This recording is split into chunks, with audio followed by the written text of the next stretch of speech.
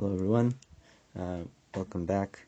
We're continuing with Sefer Chafetz Chaim Yomi Hilchot Yisurei Lashon Harah, Klal 1, Section 5. We didn't cover Section 4 because Section 4 should have actually belonged to the previous day, to the previous video, because it talks about how a person who speaks Lashon Harah does not have a portion in this world. And how the sin of Lashon Harah is even more severe than the three cardinal sins, which one is supposed to give up his life. And now this is not meant that, if you speak Lashon Harah, you committed sins worse than that. But the fact that when a person becomes accustomed to speaking Lashon Harah, it is much worse than a person who, just one time murders someone or commits adultery. Because the sin of Lashon Harah becomes insignificant. He doesn't view it as forbidden. But now we are moving on to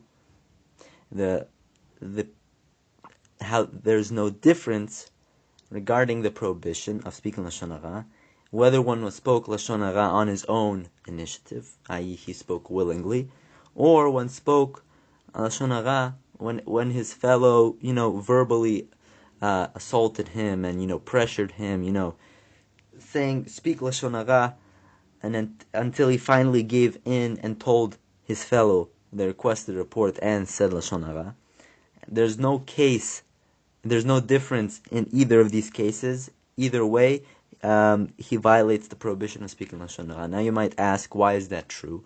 If I was pressured, verbally assailed, to speak and say something forbidden, why would I incur the same punishment as someone who spoke willingly? Now the logic behind it is very simple.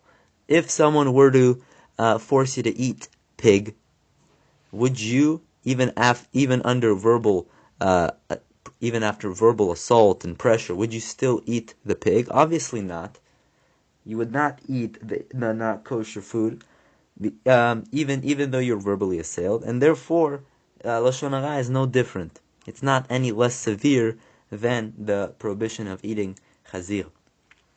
Now this prohibition of even under pressure applies even in the case of one's father or one's Rebbe.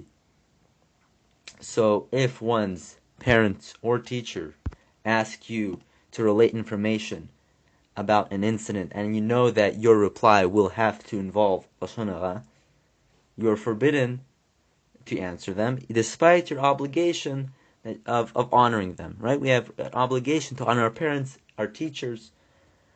But however, of course, since we are dealing with people who we have to honor, we have to express our refusal in a respectful manner. So therefore, you cannot just say, no, I cannot speak Lashon Harah, I can't. You have to carefully word out. You have to carefully think through how you're going to answer. However, what we've been talking about till now is when the response will not have a positive benefit, a to'elet.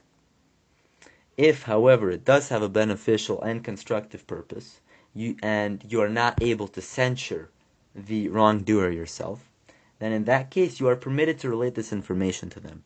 And we will go through, with the help of God, below in Klal 10, all the 7 prerequisites that the one has to fulfill before relating Lashon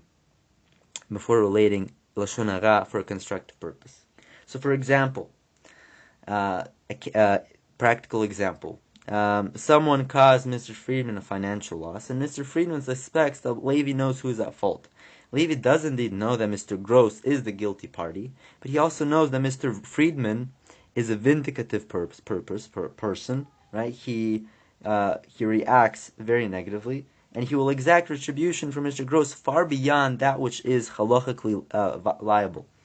That which he, i.e. Levi, Mr. Gross, is halachically liable. Therefore, the license of Tu'elet does not apply, because by relating the Lashon Harah, you will cause Mr. Friedman to transgress by going beyond what halacha requires him. Even if Mr. Friedman pressures Rav Levi to reveal who wronged him, and even though Mr. Gross is in fact guilty, Levi may not identify Mr. Gross as the guilty party. So even in this case, where you are pressured, and the person is in fact guilty of causing Mr. Friedman a financial loss, since Mr. Friedman, once he will know who caused him the loss, will go beyond what is halachically standard of him, to exact retribution, you're not allowed to answer him. And that is the end of today's section. Thank you for listening. We'll be back next time.